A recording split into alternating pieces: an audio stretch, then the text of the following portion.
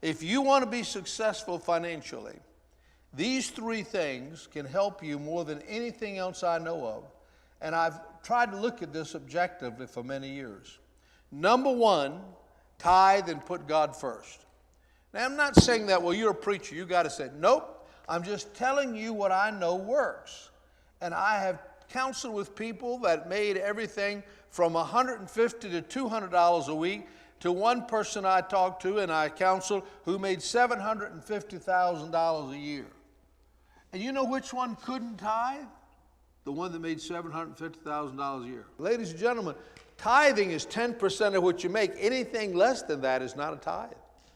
If you go with me to the 3rd chapter of the book of Malachi, read these words in your hearing. Return to me, it says in the 6th verse from the Lord. But you said, in what way shall we return? The 8th verse. Will a man rob God? And I think concluded, how can you rob God? He's got it all. God doesn't need my money. I can't rob God.